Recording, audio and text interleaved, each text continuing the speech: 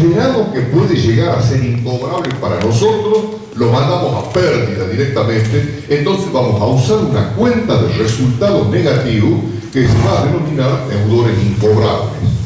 Deudores incobrables puede venir de cualquier rubro, puede ser de deudores por venta, de documentos a cobrar, de cheques de pagos diferidos a cobrar, puede ser de deudores con aval, puede venir de cualquier rubro, ¿no es cierto? Evidentemente, deudores incobrables. ¿Y qué cuenta vamos a utilizar para compensar los deudores incobrables? La previsión para deudores incobrables. Previsión para deudores incobrables es una cuenta regularizadora del activo. En este caso, cuando habla de deudores incobrables, está regularizando créditos por venta, o sea, las personas que nos deben a nosotros dinero como consecuencia de la compra de nuestros productos o de nuestros servicios. ¿Entendido? Es una cuenta regularizadora, en este caso específico del rubro créditos por venta, porque es deudores incobrables. No es previsión por pérdida de mercadería, no es previsión por pérdida. Si fuera para regularizar el rubro bienes de cambio, sería, ¿qué cosa acá? ¿Qué cuenta nosotros necesitaríamos acá? ¿Qué les parece? ¿Qué cuenta de resultados negativos como potencial pérdida de la mercadería? ¿Qué nombre le darían ustedes? No se le ocurre ninguno, con la neurona liquidada. ¿Qué cuenta se pondrían ustedes como cuenta de resultado negativo para hacer la previsión, para constituir la previsión por pérdida de mercadería? Ya sea por rotura, por robo, porque se ha vencido, porque se ha echado a perder, etcétera, etcétera. ¿Qué cuenta pondrían ustedes acá como pérdida? ¿Algo? No, obsoleto es otra cosa. La obsolescencia es cuando vos tenés un bien que comparado con... ustedes saben perfecto esto, tienen teléfonos celulares toditos, ¿no? Entonces, ¿cuándo un teléfono celular va a ser obsoleto?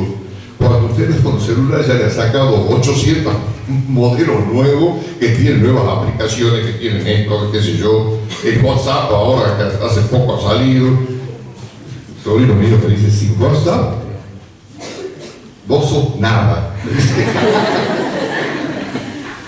Sin WhatsApp sos nada.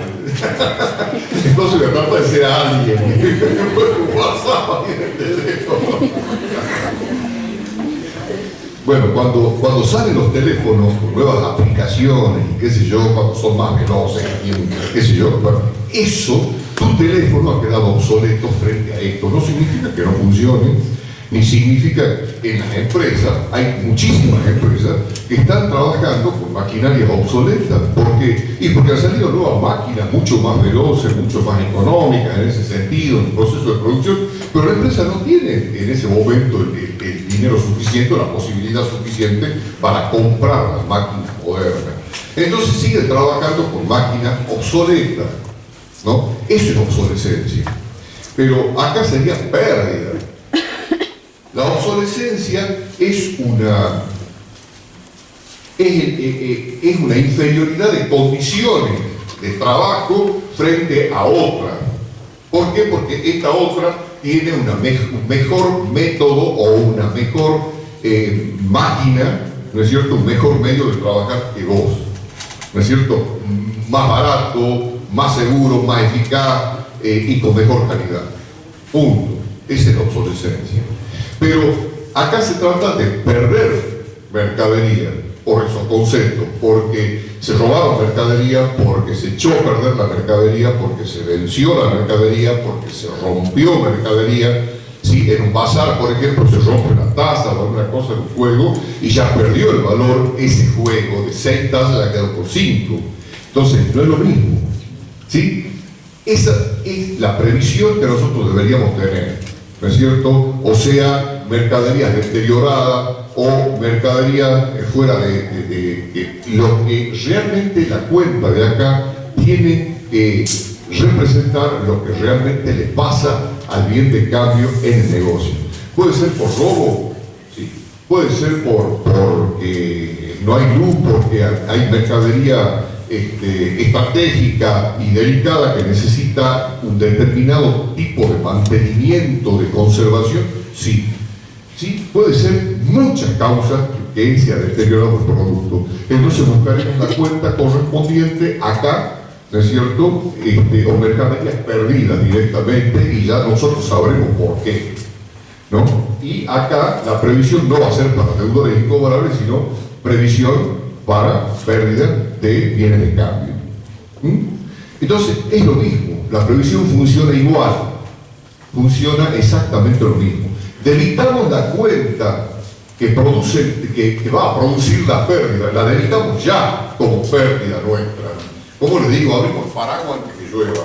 En nuestra empresa ya la tenemos prevenida contra eso y constituimos la previsión como una cuenta regularizadora. ¿La pérdida se ha producido? No. ¿Por qué? Porque está el recurso, está el deudor todavía acá, pero le cruzamos la previsión y quedó a cero. ¿Sí? Contablemente hablando, el deudor está declarado, claro que está declarado, todavía no ha sido un incobrable, pero ya lo prevenimos con la previsión. ¿Qué puede llegar a suceder? Bueno, supongamos que la previsión para deudores incobrables sea de 10.000 pesos. En nuestra empresa hemos previsto que en el curso del ejercicio podríamos tener deudores incobrables por la suma de 10.000 pesos. Bien, ¿qué puede llegar a suceder durante el ejercicio? Puede incrementarse la previsión para deudores incobrables porque nosotros, observando cómo es el comportamiento de ciertas cuentas, nos está diciendo ojo con esto porque también se puede incrementar. ¿Puede llegar a incrementarse eso? Sí. Quiere decir que la previsión no solamente se la constituye al finalizar el ejercicio para el nuevo ejercicio, sino que también durante el ejercicio, cuando las circunstancias así lo justifican, nosotros podemos ampliar esa previsión para deudores incobrables cuando las circunstancias así lo justifican. No se olviden ustedes, la mejor previsión calculada es aquella estudiada previamente en la cuenta de cada deudor y su comportamiento. Hay métodos que lo van a estudiar en la práctica, que lo van a ver en la práctica, hay métodos para determinar una previsión de promediaciones de los últimos 2 años, etc. Lo mejor, y además lo que exige el organismo recaudador del Estado, que es la AFIP, dice, han constituido previsiones, mandaron a pérdida tanto, a ver, díganos por qué. O sea, nosotros a la AFIP, porque si no sería fácil, le mandamos 400.000 pesos de pérdida en concepto de previsión de deudores incobrables, y no es así, tenemos apenas 50, ¿no es cierto? 350.000 pesos le hemos mandado porque sí, no es así. Hay que ser más realistas en ese caso. Y entonces, la incobrabilidad se estudia sobre la base de las cuentas de los clientes. Se nos puede pasar alguna cuenta de clientes que nosotros no preveíamos que ese año podría ser incobrable. Claro que sí, no tenemos una bola de cristal, tampoco como empresa. Sí, puede ser que un cliente de repente caiga y caiga violentamente. Bueno, entonces ya veremos cómo vamos a ampliar esa previsión. Si ampliamos la previsión, hacemos exactamente el mismo asiento, o sea que no tenemos necesidad de volver a repetir el asiento. Se puede hacer el asiento tal cual, la deudores incobrables a previsión para deudores incobrables. Constitución de la previsión. ¿Qué puede llegar a suceder? Puede llegar a suceder que tengamos una incobrabilidad menor que la previsión constituida. ¿Sí? Lo que pensábamos que este deudor no nos iba a pagar, recompuso la situación, refinació y lo está pagando. ¿No es cierto? Entonces, supongamos que tenemos una incobrabilidad de 7.000 pesos, no de 10.000, de 7.000 pesos. Entonces se produce la incobrabilidad Y esa incobrabilidad viene de deudores morosos, ¿no es cierto? Estaban morosos ya, 3.000 pesos. Y 4.000 pesos nos viene de incobrabilidad de deudores por ventas y de documentos a cobrar. Son las firmas, ¿no? ¿Cómo hacemos nosotros la siguiente? ¿La pérdida está prevista o no está prevista? Ya está prevista. Entonces quiere decir que cuando se produzca la pérdida esa, ¿qué va a pasar? Utilizamos ¿qué cosa? La previsión. Cuando ya está prevista la pérdida, ¿no es cierto? Entonces quiere decir que usamos la previsión.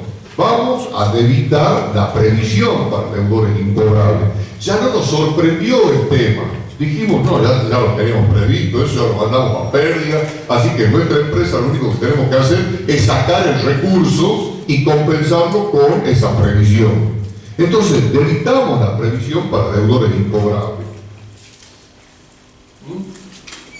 ¿Y qué acreditamos? El recurso que se perdió.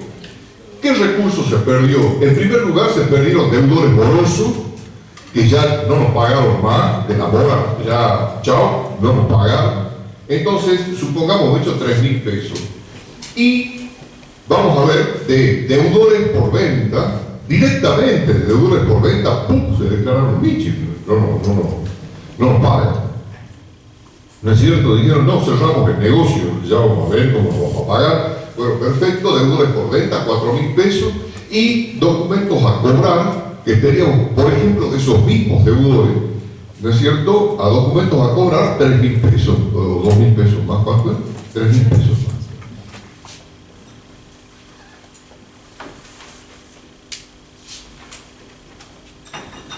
Lo que tenemos siempre que ver, ¿de dónde viene la previsión, la pérdida? ¿De qué cuenta? Puede ser de deudores en gestión judicial, puede ser de deudores morosos, puede ser de deudores por venta, de documentos a cobrar, de cheques de pago diferidos a cobrar que han sido rechazados así directamente y no podemos refinanciar nada porque directamente no nos pagan. Entonces, deudores por venta 4 y documentos a cobrar 3 o 4. Entonces 2 y 2.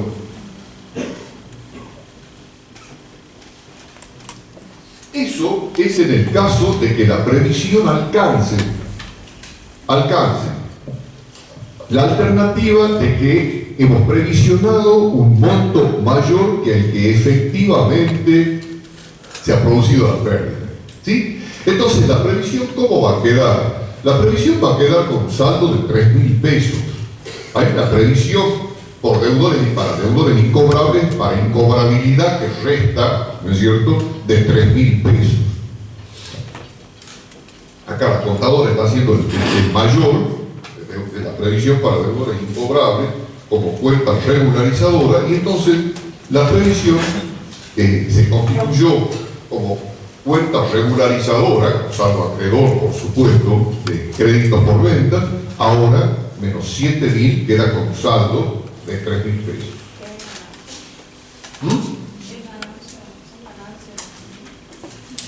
No, ¿qué ganancia?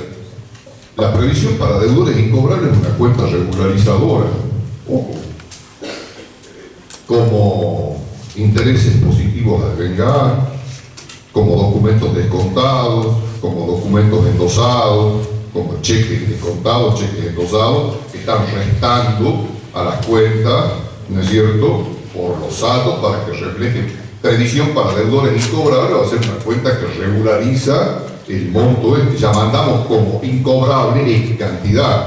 Seguimos nosotros expresándolo, seguimos nosotros denunciando la existencia de ese recurso, pero que ya el recurso está prevenido a nivel de una potencial pérdida. ¿No es cierto? Ahora, cuando se produce la pérdida, utilizamos la previsión, ¿sí?, y acreditamos el recurso de donde provino la pérdida, o sea, de incobrabilidad. ¿Han entendido hasta ahí o no? ¿Lo van entendiendo? Bien. ¿Qué puede llegar a suceder ahora? Puede llegar a suceder que de repente se nos viene una pérdida de 6.000 pesos. Un deudor, ¡pum!, dejó de pagar 6.000 pesos. Se le declararon la quiebra a ese deudor. Y tenemos nosotros, ahí nomás, 6.000 pesos. Decimos, bueno, pero nosotros tenemos una previsión hasta de 3.000 pesos nada más. Entonces, ¿qué hacemos? Supongamos que la previsión para el deudor incobrable que se declaró en quiebra, no él, sino el juez declaró la quiebra, por 6.000 pesos que nos está debiendo a nosotros, evidentemente son 6.000 pesos. ¿Cómo hacemos? Decimos, bueno, fenómeno, la previsión a nosotros para cubrirnos de esa pérdida, ya que nos ha cubierto, es 3.000 pesos. ¿Sí? Usamos lo que nos resta de la previsión. Usamos lo que nos resta de la previsión. ¿Y los otros 3.000 pesos dónde van? Deudores incobrables. Directamente nos apareció la pérdida de la bruja ahí al lado. Entonces, parte estaba previsto que se iba a perder 3.000 pesos, pero los otros 3.000 ya no estaba previsto. O sea, la previsión fue superior, la pérdida fue superior a la previsión. Quiere decir que directamente va a ir a deudores incobrables.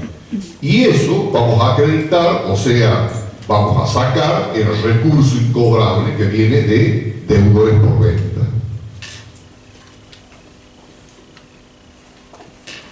¿Has entendido o no? ¿En serio? ¿Lo puedes venir a explicar o no? ¿Sí? Oh, estoy hablando que estaba durmiendo ahí.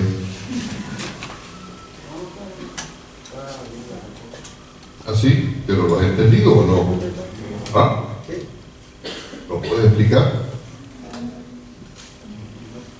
No. Lo has entendido, pero no lo puedes explicar.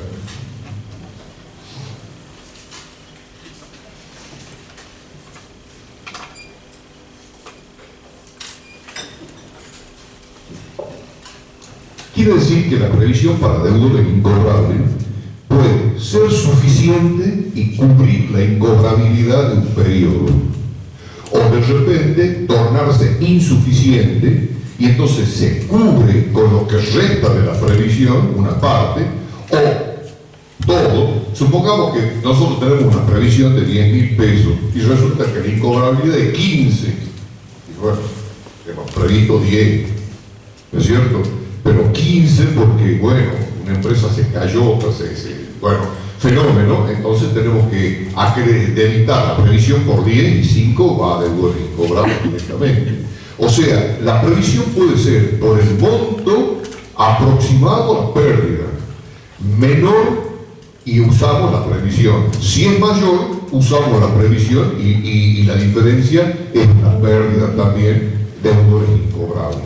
¿Sí?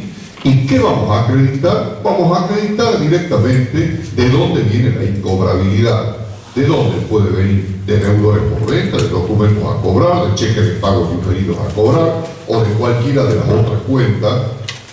Yo no le digo de tarjetas de crédito, porque cupones de tarjetas de crédito significa que eso lo tiene que pagar el banco, salvo que el banco se funda, ¿no es cierto? Que ha sucedido, pero de todas maneras, una cosa excepcional. Salvo eso, pero el banco ya autorizó y lo va a pagar el banco a nuestra empresa, no lo va a pagar el cliente. ¿Por qué? Porque la tarjeta del cliente ya fue autorizada. Punto. El banco dijo, el cliente tiene créditos, es una tarjeta correcta, y entonces directamente se autoriza el pago. Listo. Y a nosotros nos pagan. De la forma que nosotros ya hemos estudiado, con todos los descuentos y todas estas cosas.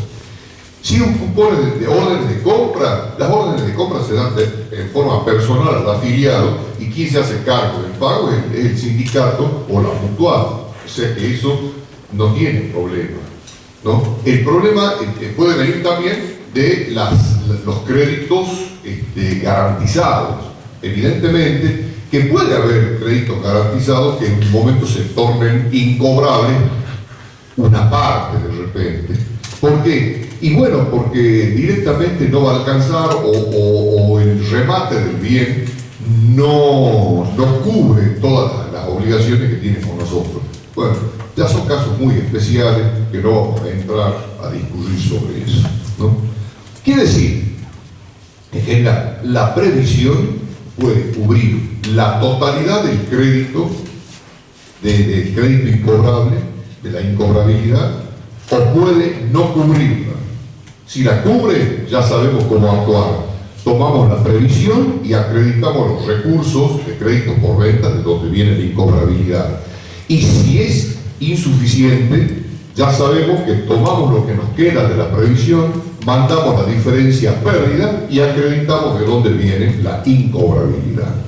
¿Se puede reforzar la previsión, o sea, volver a constituirla nuevamente, o sea, continuar constituyendo previsión para deudores incobrables con el debido fundamento? Claro que sí, claro que sí. ¿No es cierto? En tanto y en cuanto haya razones suficientes para constituir la previsión. ¿Está claro? No se puede constituir una previsión a tonta y a loca. No. Hay que tener razones suficientes y el fundamento para decir de dónde viene esta cifra que nosotros mandamos a pérdida para constituir una previsión para incobrabilidad. ¿Entendido? Bien. Ahorita, eso es todo de previsión. ¿Sí? Lo que van a estudiar, lo que van a hacer los prácticos. Nosotros vamos a descansar ahora unos minutitos y a las 9 puntos volvemos porque vamos a entrar a estudiar un temita nuevo que es otros créditos. Supongamos que nosotros mandamos a pérdida, acá cuando constituimos la previsión, calculamos un deudor incobrable que está convocado, ha hecho una convocatoria de acreedores y digo, pucha, bueno, acá vamos a perder, como en la guerra, bueno, fenómeno, pero gastamos. Entonces mandamos a pérdida y cuando se produce, utilizamos la previsión, supongamos que esté moroso ya, y bueno, supongamos que 3.000 pesos ya terminó. Desapareció el recurso y se fue a pérdida. Listo. Pero resulta que este deudor no decida ni responsable o delincuente cuando con el curso del tiempo, no digo de 10 años, pero el curso del tiempo, un año, qué sé yo, pasó y esta persona se recuperó, se acordó de que quedó sin pagar 3.000 pesos y puede venir a decir, vengo a cumplir mi obligación. ¿Cuánto es lo que hoy debo? Y entonces puede darse ese caso, y bueno, entre 1.001 no importa, pero se puede dar, ¿no es cierto? Con algo que pagar, que un deudor venga y diga, vengo a cumplir mi obligación, aunque sea esto, porque me saca de no sé qué cosa que se juega, aunque sea eso, y entonces vengo a cumplir mi obligación, ¿no es cierto? Bueno, un fenómeno. ¿Qué haces vos cuando viene un deudor que ya no es deudor tuyo porque ya lo mandó a pérdida, ya desapareció, como recurso no existe? Sí, estaba como deudor y acá lo liquidaste. Fenómeno, pasó a pérdida. ¿Y qué haces cuando un deudor viene y te paga? Ya cuando lo mandó a pérdida, listo, ya se aplicó, se absorbió por previsión y todo. ¿Qué haces cuando viene un deudor y te paga? Hay una ganancia tuya. ¿No es cierto? ¿Y qué es cuando te paga? Te paga dinero, o sea, ingreso, ¿qué cosa? Dinero, a caja, ¿no es cierto? ¿Y quién te pagó por qué? Entonces hay que usar una cuenta de resultado positivo que va a ser recupero de deudores, ¿no es cierto? Recupero de deudores es una cuenta de resultado positivo que significa que un deudor que fue mandado a pérdida directamente y se aplicó la previsión, ¿no es cierto? Porque dijimos, se produjo la incobrabilidad y listo, desapareció el recurso y la previsión. Y entonces, lógicamente, en un momento dado viene el deudor y dice, no, yo vengo a pagar mi obligación, ¿se acuerdan? De un año y medio atrás, bueno, fenómeno, ahora tengo el dinero, vengo a cumplir con lo que le debía. Bueno, esas personas se ven poco, pero todavía hay, ¿no? Esos bichos raros. Bueno, ¿qué pasa? Viene y dice, vengo a cumplir. ¿Qué hace? Paga. Ingresó caja. ¿Y cuál es la cuenta que usamos? Usamos una cuenta de resultado positivo ahora, ¿sí? Que va a ser recupero de deudores, ¿no es cierto? Y eso da ganancia. ¿Me entendés?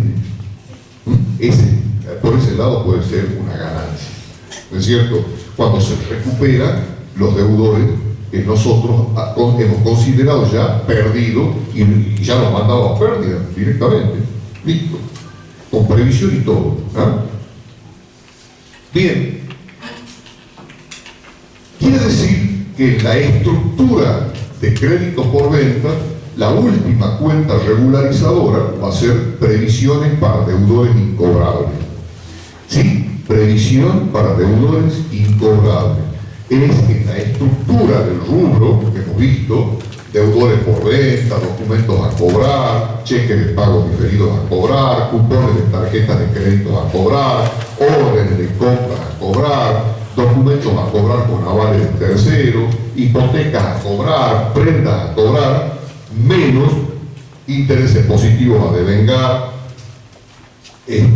documentos a cobrar descontados, cheques de pago diferidos a cobrar descontados, documentos a cobrar endosados, cheques de pago diferidos a cobrar endosados, y por último vamos a tener ¿qué cosa? Previsión para deudores incobrables, ¿sí? Y ahí quedamos nosotros con esa, la estructura de ese rubro más completita. Hemos estudiado, hemos incorporado a lo que veníamos de introducción en la contabilidad todo lo que son garantías, garantías personales, garantías reales, cómo se constituyen, cómo se cancelan, cómo se cubren, qué tipo de garantías prendarias existen, cómo es, ¿sí? Todo eso, y hemos estudiado las otras cuentas regularizadoras con operaciones de descuento, con transferencias de documentos y cheques por endosos, ¿no es cierto? Y la constitución de previsiones por incobrabilidad. Perfecto, ahí está. Hasta ahí, contabilidad básica para créditos por venta. Ahora vamos a ver otro rubro de los créditos, que son los otros créditos. ¿Qué son los otros créditos? Quiere decir que existen otros derechos de cobranza que no provienen de la comercialización de nuestros productos y servicios, sino que provienen de otra fuente.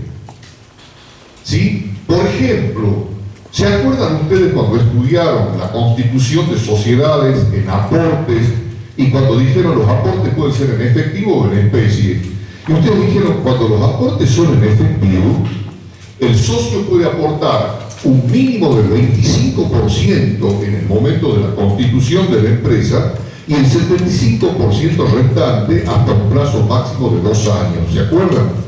Quiere decir, y cuando los aportes son en especie, los aportes tienen que ser inmediatos, totales. ¿No es cierto? El aporte en especie es inmediato y total. Cuando es en efectivo, eso sí puede ser 25 mínimo, 25% inicial y el 75% restante hasta un plazo de 2 años. ¿Sí? Bien, si nosotros, el socio a nuestra sociedad, a nuestra empresa, ese socio quedó debiendo, supongamos una X cantidad de dinero en concepto de aporte, de ese 75%, ¿va a aparecer a dónde? ¿Va a aparecer en crédito por venta o va a aparecer en otro crédito? En otro crédito, porque no es un derecho de cobranza que nosotros, que tenga su origen en la comercialización de nuestros productos. Nuestro socio no es un cliente. Puede llegar a ser un cliente nuestro sacando productos de cuenta corriente para su casa, por supuesto, pero de todas maneras es aparte. Es aparte. Cuando se trata del aporte, evidentemente es un derecho de cobranza que nosotros tenemos contra nuestros socios, porque el socio tiene que cumplir con lo comprometido en el contrato que era firmado, ¿no es cierto? Bien. ¿Qué otro concepto nosotros podemos tener en otros créditos? Podemos nosotros, y ya que he hablado recién de que el socio puede ser cliente nuestro, o sea, de nuestra empresa, puede sacar, por ejemplo, mercaderías el socio de nuestra empresa en cuenta corriente, como cualquier cliente, ¿puede hacerlo o no? Sí. Lógico, ¿y eso a dónde lo vamos a llevar? Si es en cuenta corriente, el socio va pagando mensualmente, ¿a dónde vamos a llevar eso? Lo vamos a llevar a la cuenta del socio, socio X, socio A, socio B, ¿Cuenta cómo? ¿Aporte o qué? Cuenta particular. ¿Por qué cuenta particular? Porque ya no se trata del tema de que nos debe por los aportes de contrato para integrar el capital de la empresa. Se trata ya de créditos que el socio va teniendo de nuestra empresa, que como cualquiera, calculen ustedes tienen una empresa, un supermercadito, ¿no es cierto? Y son una sociedad. El socio no va a ir a comprar otro supermercado, ¿no es cierto? Comprar el supermercado de esta empresa, evidentemente. Y entonces le va a deber a la empresa como tal. No se debe a sí mismo en sí, sino se le debe a esa persona jurídica que es una sociedad, ¿no? Entonces va a dar acá el socio X de X cuenta particular, por supuesto, o socio X cuenta particular, o socio o accionista cuenta particular, cuenta particular, ¿no es cierto? Pero tiene una cuenta particular también y está debiéndole a la sociedad. Y ustedes dirán, bueno, pero esto es de la comercialización de nuestros productos. Sí, pero ¿saben qué es lo que pasa? Que esto se puede compensar. Y entonces el rubro, y yo les pregunto, y ustedes pueden preguntar, ¿por qué se puede compensar? Y el socio puede decir, bueno, yo voy sacando mercadería y me compensa con el resultado final del ejercicio, la parte que a mí me corresponde lo compensa. ¿Me entienden? O sea, puede llegar a un arreglo con la empresa, el socio, decir, o los socios, vamos sacando mercaderías a cuenta, por supuesto, por una exageración, no van a desvalijar la empresa. No, van sacando lo que necesitan, mercadería, lo que comprarían en cualquier supermercado, o sea, ¿verdad? Y entonces le dicen, en vez de ir pagando mensualmente, me lo van a descontar con las utilidades que me correspondan al final del ejercicio. En tanto en cuanto la empresa tenga utilidades, si no, no pueden sacar mercadería. ¿No es cierto? Realmente. ¿Me entienden eso o no? Entonces puede estar la cuenta particular del socio. Una cosa es la cuenta aporte y otra cosa es la cuenta particular del socio. ¿Qué más puede venir acá en otros créditos? Pueden venir cuentas que van a representar compensaciones,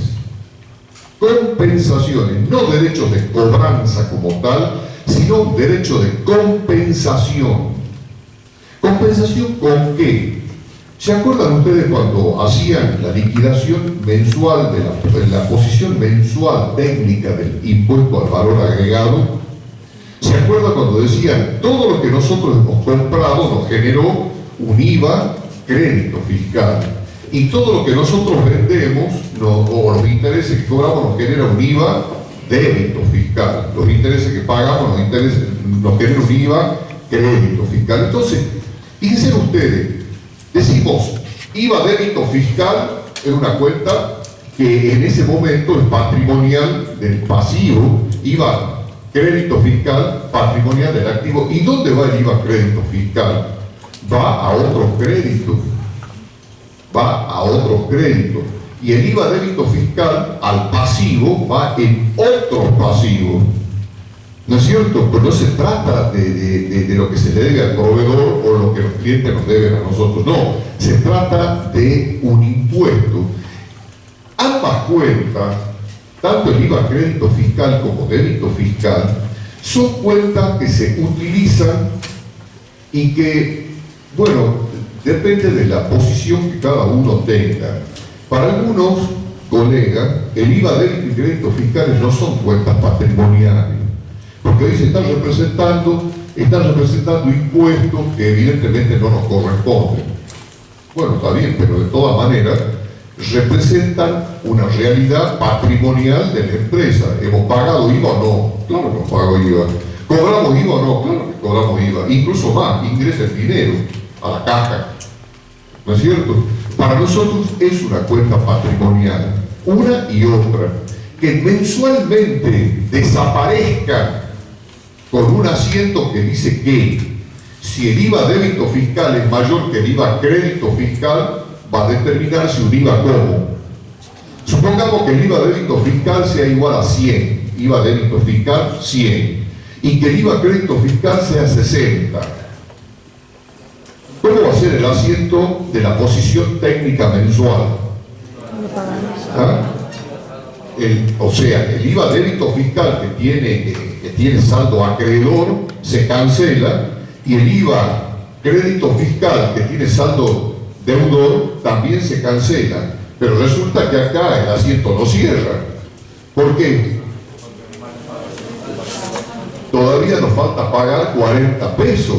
¿Por qué? Porque el IVA débito fiscal es mayor que el IVA crédito fiscal. Entonces la posición técnica mensual del impuesto al valor agregado es esa, y el asiento que tenemos que hacer. Entonces el IVA saldo a pagar sí queda como una cuenta patrimonial del pasivo con saldo acreedor hasta que la paguemos, y cuando la paguemos será IVA saldo a pagar a caja o banco. ¿Está claro eso o no? Bien, al revés, cuando directamente nosotros decimos el IVA débito fiscal es 60 y el IVA crédito fiscal es 100, ¿puede ser o no puede ser? Claro, en vez de ser 40 y 100 pongamos 40.000, 100.000 es lo mismo, pero decimos, si tenemos un IVA crédito fiscal mayor que el IVA débito fiscal, ¿por qué se puede producir eso? Cuando nosotros compramos, generalmente no es porque compramos una cantidad enorme de mercadería para tener un semejante IVA crédito fiscal como diferencia, pero sí cuando compramos, por ejemplo, una máquina, cuando compramos rodado, ahí hay IVA crédito fiscales grandes, que evidentemente nos van a dar un saldo a favor, generalmente. ¿Por qué? Bueno, porque la venta, el débito fiscal de la venta no alcanza a cubrir todo ese crédito fiscal. Entonces, fíjense ustedes que acá el IVA débito fiscal se cancela por los 60, el crédito fiscal se cancela por los 100, pero queda un IVA saldo a favor. ¿Y ese IVA saldo a favor dónde va? ¿Al activo o al pasivo? Va al activo. Y o sea, es una cuenta patrimonial del activo que va a ser compensada. El Estado no nos da los 40 pesos, no nos devuelve los 40 pesos, queda para la próxima posición mensual técnica, ¿no es cierto? Entonces significa de que esta cuenta IVA crédito fiscal, el activo de otro crédito, significa una cuenta patrimonial que debe ser cancelada en el momento de la posición técnica mensual. Cuando uno termina el mes, hace la posición técnica y ahí se cancela.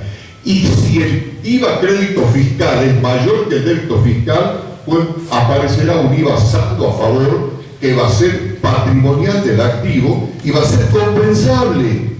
No es un derecho de cobranza, es un derecho de compensación. ¿Me entienden? ¿Por qué? Porque el Estado no nos devuelve los 40 pesos. Es una cuenta compensable. ¿Para cuándo? Para la próxima posición mensual del mes siguiente. ¿Qué hacemos? Vemos cuánto es el IVA débito fiscal, vemos cuánto es el IVA crédito fiscal, y a ese IVA crédito fiscal, ¿qué le hacemos? Le sumamos el saldo a favor del mes anterior, y ahí sí compensamos recién, y saldrá lo que salga en ese momento. ¿Me han entendido o no? Quiere decir entonces que acá nosotros tenemos dos cuentas que no representan saldos a cobrar, no representan derechos de cobranza, representan derechos, claro que sí, pero derechos de ¿qué? De compensación. ¿Está claro? ¿Qué más son cuentas que representan derechos de compensación? ¿Se acuerdan cuando nosotros hablamos en la liquidación de los cupones de tarjeta de crédito a cobrar? Nos hacían el descuento de qué cosa, de anticipo del impuesto a la ganancia. Nos hacían nos descontaban de esa liquidación anticipos del impuesto a la ganancia, decían. Anticipo de impuesto a la ganancia, tantos pesos. ¿Anticipos de qué otro impuesto? Del IVA. Anticipos del IVA y anticipo del impuesto a los ingresos brutos. Fíjense, 3 impuestos, 2 nacionales y un provincial. Impuesto a las ganancias, impuesto al valor agregado, o sea el IVA, nacionales, hacen anticipo, tienen que hacer anticipo. Eso no lo hace porque se le da la gana al banco, eso lo hace porque, por ley, o sea, no es porque el banco quiera, sino porque está compulsado por ley. Entonces, lógicamente, nosotros tenemos el anticipo sobre el impuesto a la ganancia, el anticipo del impuesto al valor agregado y el anticipo de un impuesto provincial que es el impuesto a los ingresos brutos. Esos tres anticipos son pagos a cuenta que nosotros vamos haciendo de esos tres impuestos. No sé si está claro. Pagos a cuenta que evidentemente vamos a compensar cuando tengamos que pagar esos impuestos. No es que el Estado nos va a devolver eso, el Estado nos va a permitir, al saldo que tengamos a pagar, compensar con todo esto que hemos hecho. ¿Ah? O sea, en los anticipos como pago a cuenta. Y si tenemos un saldo a favor del impuesto, también vamos a compensar. ¿No es cierto? Así va a quedar. Entonces, son derechos de compensación y que también representan pagos a cuenta de impuestos. En este caso. ¿Qué otra cosa?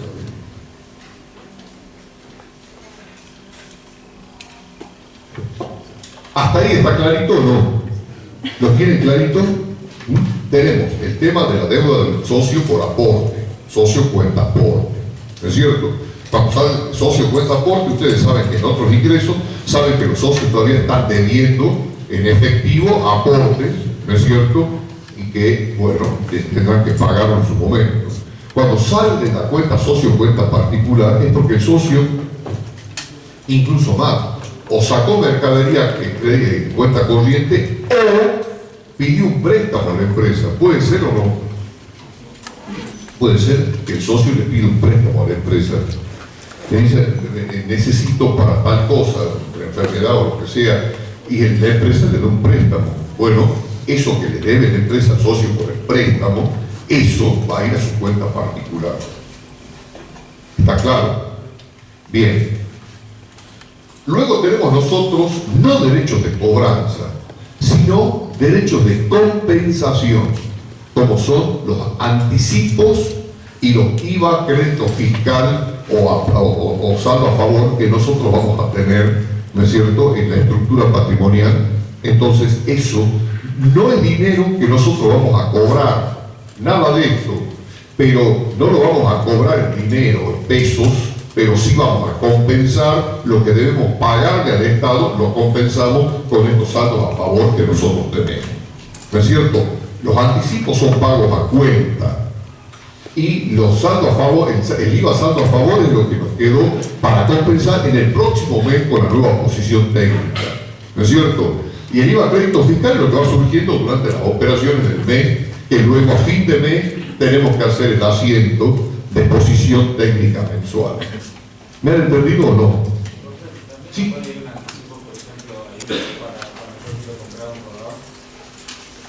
No. Eso se llama anticipos a proveedores. ¿No es cierto? Vos querés comprar una máquina, querés comprar un rodado, y entonces para fijar precios, ponele, para que te mantengan el precio una semanita, hoy, no me pidas más, que te mantienen el precio, bueno, fenómeno, le haces un anticipo y fijar operación, o para una máquina, o querés fabricar una máquina, pero entonces decís no tenemos que firmar un contrato, te dice el proveedor, porque esta máquina va a estar dentro de 40 días recién, pero tengo que comprar la materia prima, qué sé yo, entonces usted me está dando anticipos, me empieza a dar anticipos a cuenta, porque esos anticipos, ¿qué representan? Van a representar que se van a transformar en un bien. ¿No es cierto? La doctrina contable dice, cuando los anticipos que se otorgan a los proveedores es por la compra de bienes de uso, como inmuebles, maquinarias, etcétera, etcétera, van directamente a anticipos a proveedores a formar parte del rubro bienes de uso, porque van a ser bienes de uso. Cuando los anticipos, por ejemplo, son para la compra de bienes de cambio, de mercadería, por el que querés comprar una cantidad grande, ha ganado una licitación, al Estado querés comprar grande la cantidad, entonces la empresa dice, bueno, un momentito, tenemos que terminar de fabricar esto, esta tanda de productos, pero necesitamos para asegurar la operación un anticipo suyo. Los anticipos para la compra de bienes de cambio, ¿no es cierto?, van al rubro bienes de cambio, anticipos a proveedores. O sea, van a encontrar en bienes de cambio una cuenta que se llame anticipos a proveedores, cuando haya, por supuesto, porque son anticipos que se han dado a cuenta de la mercadería que ese proveedor nos va a entregar. Se va a transformar en bienes de cambio. Y cuando son de bienes de uso, van a encontrar otra cuenta, bienes de uso, anticipos a proveedores. Usted dice, bueno, pero dos cuentas con el mismo nombre, ¿cómo puede ser? ¿Y para qué está el plan de cuentas? Y las codificaciones, ¿no es cierto? La codificación del anticipo a proveedores en bienes de cambio es una, y la codificación de anticipo a proveedores en bienes de uso es otra, ¿no es cierto? Ya ahí la diferencia urgente. ¿Ah? ¿Me entendés? ¿Han entendido todo? Cuando son los anticipos a proveedores van a la cuenta que corresponde el anticipo. ¿Por qué? Porque doctrinariamente se comprende que eso se va a transformar en ese bien. Por eso es el anticipo. Usted puede decir, bueno, pero se puede o no hacer la operación, bueno, eso es otro cantar. Si es que no se hace la operación, se lo saca el anticipo y vuelve al lugar de origen, o sea, a caja o banco, no hay problema. Pero de todas maneras, eso se iba a convertir en bienes de cambio, se iba a convertir en bienes de uso. ¿Me entendés? Así es. ¿Qué otra cosa puede suceder acá? Con el personal, me dice la contadora, con el personal de la empresa, puede ser que el personal de la empresa le puede pedir un anticipo de sueldos a la empresa. ¿Puede llegar a ser? Sí. Lógico que sí, es muy seguido. ¿No es cierto? ¿Puede ser que el personal nos pida un préstamo a la empresa? Puede ser. ¿Por qué no? Puede ser que le pida un préstamo a la empresa porque ha hecho una operación para la compra de su casita y necesite un dinerillo para completar, digamos así, lo que tiene que pagar. O puede ser que por problemas de enfermedad, puede ser algún problema de esa naturaleza que el personal o pida un anticipo de sueldo o pida un préstamo. ¿Cuál es la diferencia entre una y otra cosa? Cuando el personal pide un anticipo de sueldo, es un monto pequeño de acuerdo al sueldo que percibe mensualmente. Me refiero a un monto que la persona sabe que al finalizar el mes, cuando se le pague el sueldo que le corresponda, ahí le van a entregar, en vez de dinero, de lo que pidió, el vale. ¿Por qué? Porque cuando el empleado viene y dice, quiero un anticipo del sueldo que voy a percibir en el mes de agosto, supongamos de 1.000 pesos. Entonces, perfecto, la empresa le hace firmar un documentito que se llama vale. ¿Qué es el vale? Es el documento que firma una persona donde certifica que ha recibido de otra una determinada suma de dinero o de bienes. Vale. Usted dirá, bueno, pero eso tendría que ser un recibo. Está bien, puede ser un recibo. Las empresas generalmente le hacen un vale. No tengan el recibo oficial para dar a terceros con las cobranzas, etc. Pero entre el personal prefiere el vale. Entonces, cuando la empresa va a pagarle el sueldo al personal, le da el dinero correspondiente, supongamos el sueldo es de 6.000 pesos, entonces le da 5 y le da el vale de los 1.000 que se cobra por el anticipo. ¿Está claro? Es un derecho de cobranza. ¿Por qué? Porque evidentemente el anticipo ese de sueldo se lo cobra al final, ¿no es cierto? No dándole los 1.000 pesos, sino dándole 5.000 pesos en efectivo y los 1.000 que le anticipó en su momento. Eso es un anticipo. Se lo va a cobrar la empresa al finalizar el mes con el pago del sueldo. Pero el préstamo al personal es cuando una persona dice, no, yo necesito 5.000 pesos para irlo pagando en 10 meses de 500 pesos. ¿Sí? Puede llegar a ser eso o no. Eso es otra cosa. Eso ya es un derecho de cobranza también.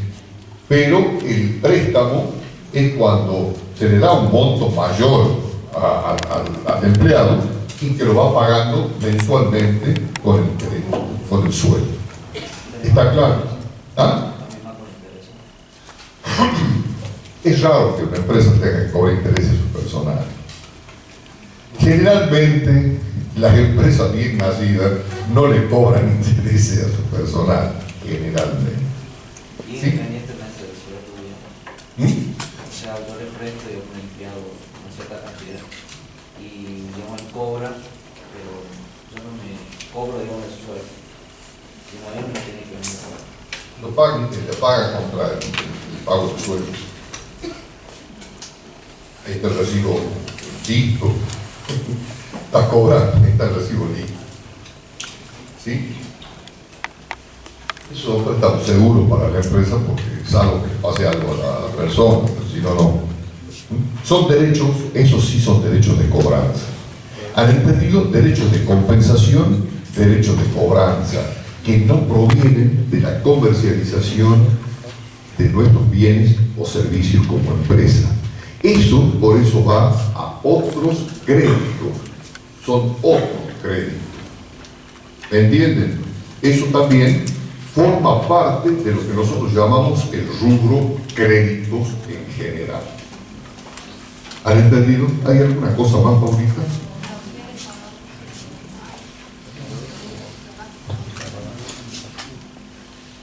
Acá la contadora nos está orientando. No se vaya a olvidar. ¿Sí?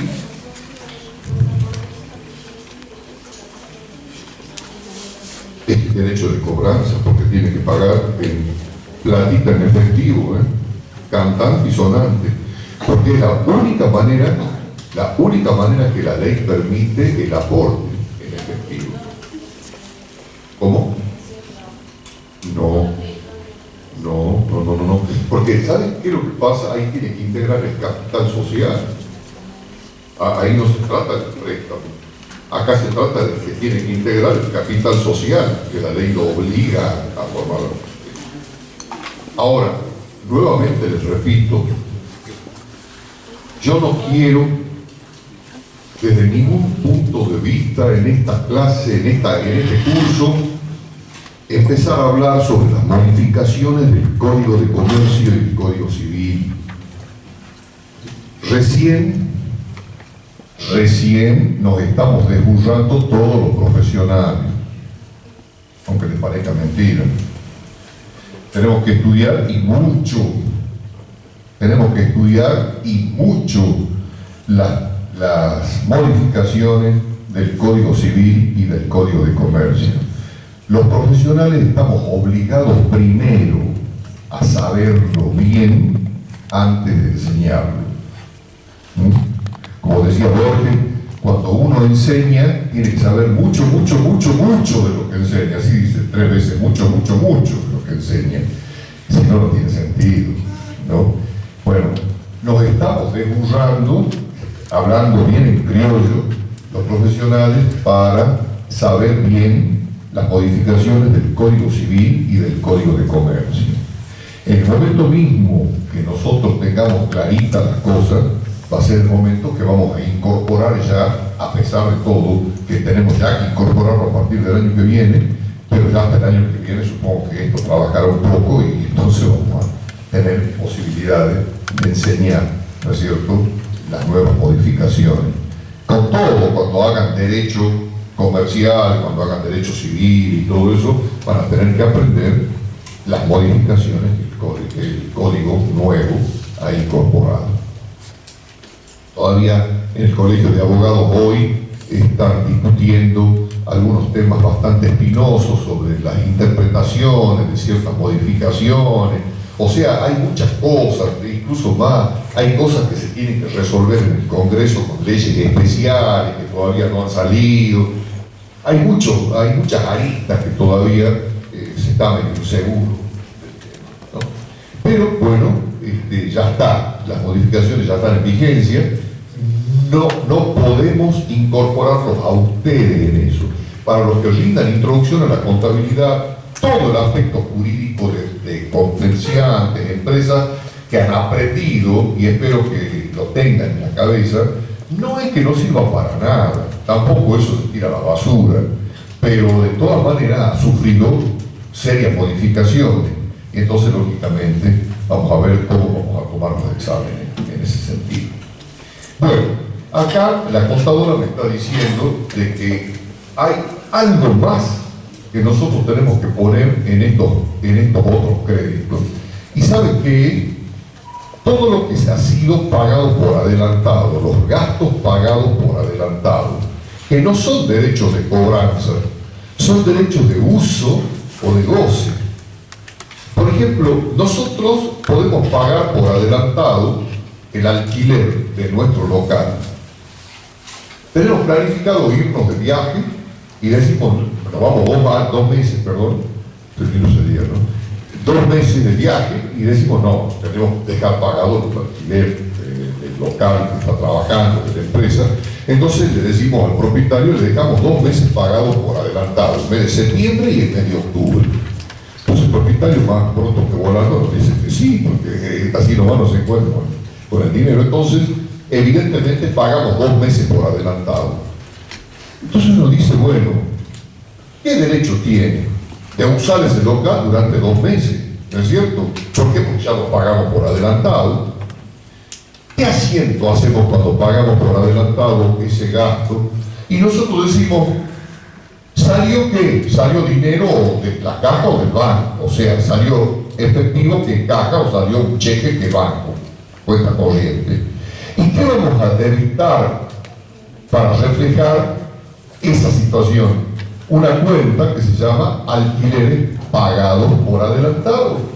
Y alquileres pagados por adelantado es una cuenta patrimonial del activo, del rubro, otro crédito, que significa un derecho de uso, ni de cobranza, ni de compensación, un derecho de uso. ¿No es cierto? El derecho de usar ese departamento, ese local, perdón, por 2 meses, septiembre y octubre, que ya están pagados. Entonces, tenemos el derecho de uso en ese caso. ¿Sí? Podemos decir, hemos pagado seguro por adelantado. ¿Sí? ¿Qué más? Alquileres, seguros pagados y en general cualquier otro tipo de gastos pagados por adelantado. ¿No es cierto? Esos ya son derechos si el seguro directamente va a ser el derecho que nosotros tenemos que estar asegurados por X periodo. ¿Sí? O sea, ¿podemos pagar por adelantado ciertos gastos? Sí. Generalmente acá, en vez de poner alquiler o seguro, ponen gastos pagados por adelantado. Ahí van a ver los libritos, gastos pagados por adelantado, que comprende cualquier tipo de gasto que haya sido pagado por adelantado. Para concretar bien, por ejemplo, podría ser alquileres pagados por adelantado, podría ser seguros pagados por adelantado, ¿no es cierto? Entonces, sabemos nosotros que son ni derechos de cobranza, ni compensación, derecho de compensación, sino directamente derecho de uso o goce del bien sobre el cual nosotros hemos pagado por adelantado su alquiler. ¿Está claro? ¿No hay ningún problema? Eso es este rubro que se denomina otros créditos. Otros créditos. Bien. Vamos a pasar a ver la composición. Vamos a aprovechar bien los minutitos, porque tenemos que ir avanzando. Vamos a pasar ahora a ver la composición, nada más que la composición para seguir esto el día lunes, del rubro bienes de cambio. Bienes de cambio. Ustedes saben que los bienes de cambio son los bienes que las empresas tienen de última para revender o para transformar y vender. ¿No es cierto? Estamos hablando para revender de las empresas comerciales, o sea, sin modificar su estructura, sin modificar nada, sin transformar nada, se compra y en el mismo estado que se lo compró, se lo vende. ¿No es cierto? Lo que hacen los supermercados. O sea, tal cual lo compran, lo venden. Paquetito, la botella, esto, lo otro, tal cual, lo venden. Bien. O caso contrario, aquellos que directamente compran para transformar y vender el producto elaborado. Estamos hablando de la actividad industrial, de la actividad transformadora. Cuando una empresa es comercial, todo lo que vende nosotros lo hemos manifestado ya y usamos con el rubro o con el nombre de la cuenta mercaderías. la cuenta colectiva denominada mercaderías, ¿no es cierto? Supongamos que lo más difícil que pueda tener el rubro mercaderías es una empresa de un supermercado. ¿Por qué? Y porque tiene miles de tipos de cosas de mercadería, ¿no es cierto? No es lo mismo que una tienda que tiene telas para vender, tendrá, ¿sí?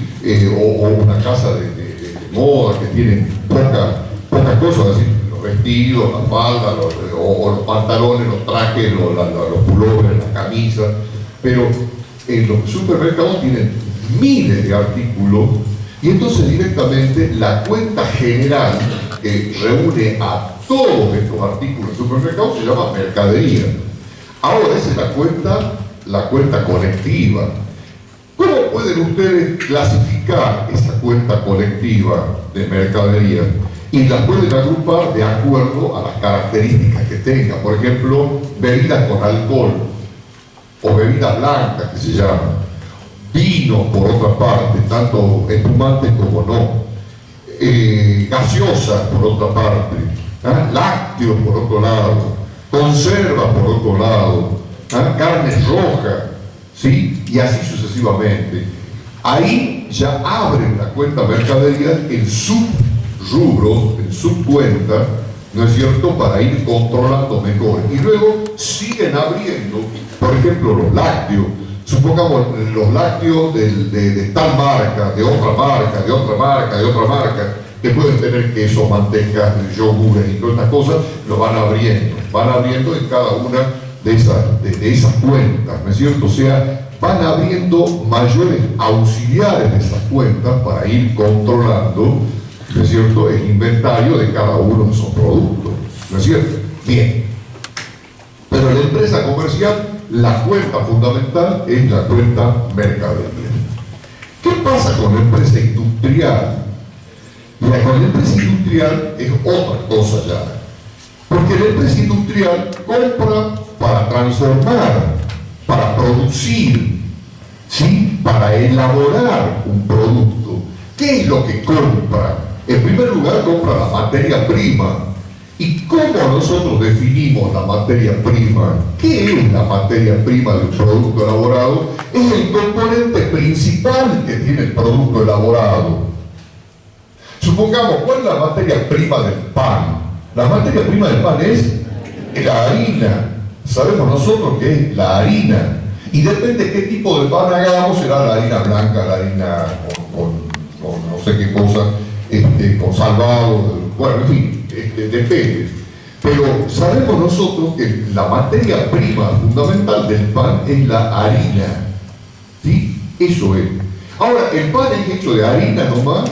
No consumimos pan ácido nosotros, ¿no es cierto? Nada. No, el pan es hecho también con otros elementos, que tiene sal, por supuesto, que va a haber algún pan que tiene levadura, por supuesto, va a haber pan que tiene manteca, por supuesto, va a haber panes que tienen, depende del tipo de pan, tiene otros productos, o sea, fuera de la materia prima hay otros productos que vamos a tener dentro de ese proceso de elaboración.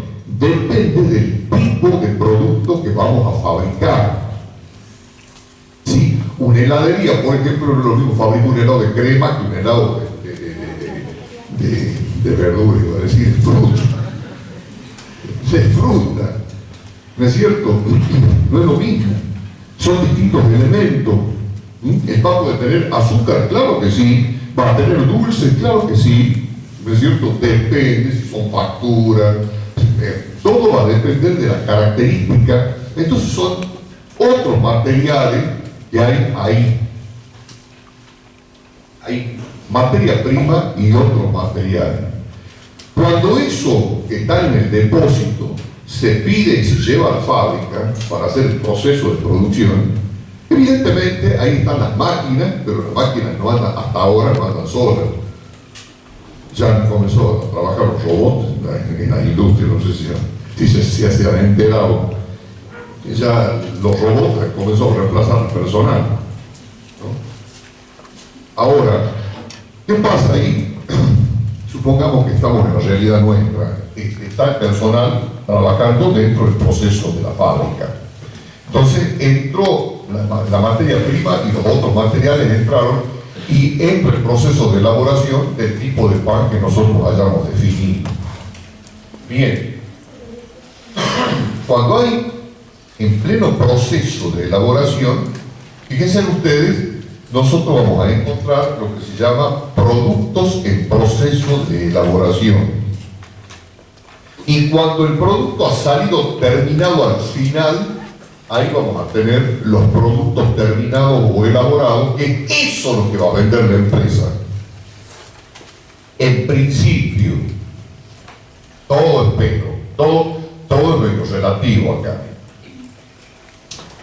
Depende del tipo de empresa, y ustedes lo han estudiado en Introducción a la Contabilidad, hay empresas que la materia prima puede ser un producto no corriente.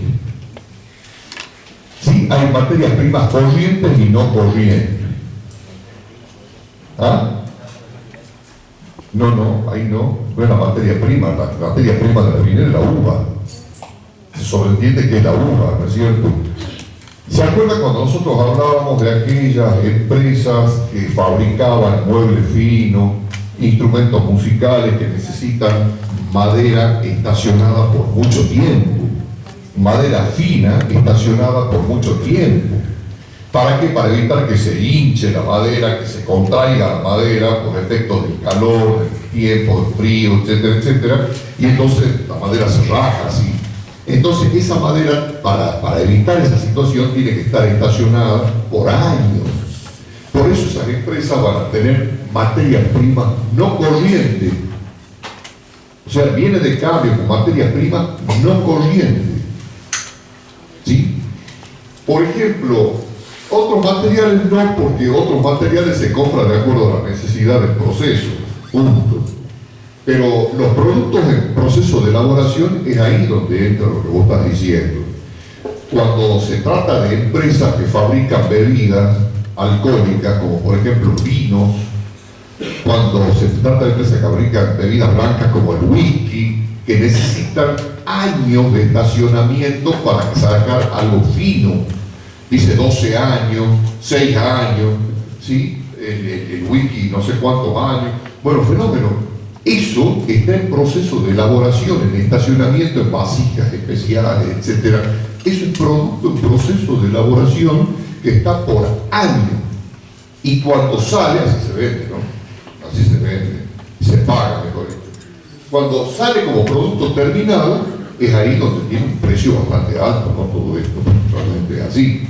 O sea que podemos tener bienes de cambio corrientes y bienes de cambio no corrientes. Generalmente los bienes de cambio corrientes son aquellos que se compran para revender en el mismo estado que se adquirió, no hay transformación. Pero también hay bienes de cambio corrientes en la actividad industrial, en su gran mayoría. ¿Sí? Una panadería, una heladería, todo eso, compran, procesan y venden rápido. Generalmente no hay productos en proceso de elaboración. La panadería elabora el pan de noche y directamente lo sacan al día siguiente temprano. ¿No es cierto? O sea que evidentemente esos productos están en proceso de elaboración en el momento, como están en las amasadoras, en las sobadoras y qué sé yo, pero salen del horno y al día siguiente ya lo están vendiendo en horas. O sea que eso no es problema. Bien. En una empresa industrial encontramos estas cuentas. En una empresa comercial encontramos la cuenta mercadería. Gracias. Hemos hecho las cuentitas que forman bienes de cambio. El lunes seguimos.